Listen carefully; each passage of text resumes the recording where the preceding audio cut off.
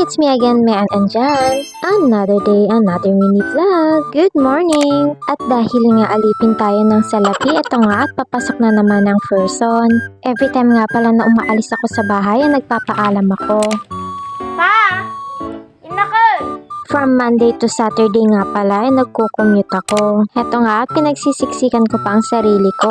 Ang pinakaayaw ko nga talaga sa lahat ay yung nalilate ako. Sa biyahe pa nga lang iramdam mo na yung pagod. Magkaibang pagod din talaga pagdating sa biyahe at lalo na sa trabaho. Kaya nga imbis na 8 hours lang ang duty mo, nadadagdagan pa nga ito lalo na kung traffic. At habang nasa biyahe na nga ako ay nagme-makeup na ako dyan. O di kaya ay natutulog. At kung hindi man ako nakapagbaon ng breakfast ay bumibili na lang ako dito sa mga karinderya. Heto na nga at nagsimula na nga umulan dito sa amin. Extra challenge nga pala ito lalo na kapag bumabagyo. Kaya nga sabi nga nila, bagyo ka lang, empleyado kami. Umaraw man o bumagyo, papasok at papasok pa rin. Heto nga at nag-crocs na nga lang ako. Mag-elevator na nga lang din ako papunta sa store. At sa mga oras na yan, ramdam ko na nga din pala yung gutom. Bali ang binili ko nga pala dyan ay yung pansit. Breakfast person nga pala ako. Ang hirap mag-duty pag walang laman ang tiyan. Minsan, pag hindi nga ako nakapag-makeup sa biyahe, dito na ako sa labas ng store nagme-makeup. Eto nga, at ganda-gandahan na naman ng person. At dahil nga maaga nga ako dyan, may oras pa nga akong kumain, mag-makeup, at higit sa lahat ay yung mag-cellphone. Eto nga, at nag-aantay na lang ako na ma-open yung store and yung OIC ko. At dahil nga nagbawas sila ng mga staff,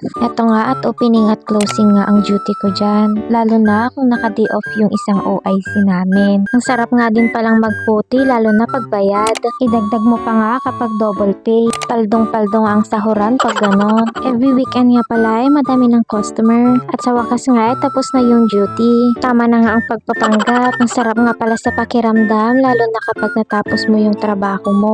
Lalo na kung yung kaha mo ay balance. Bilang isang kahera nga ang hirap ma-short dahil kinakaltas yun sa amin. Heto nga at maulan na dito sa amin. Andito na nga pala yung sundo ko. At bago nga kami bumiyahe niyan, nagsusot na ako ng raincoat. Pagod ka na nga sa trabaho at mababasa ka pa. Sakit nga rin pala ang aabutin mo niyan. Sabi nga nila, OT lang ng OT hanggang mabili mo yung gamot. Ang laking pasasalamat ko nga dahil nasusundan na ako ni Daddy. At kahit nga pagod nga din yan at gutom galing sa trabaho, eto nga at napakasipag niya akong sunduin. At kung wala nga si Daddy nasusundo sa akin, malamang hating gabi na naman ako makakasakay.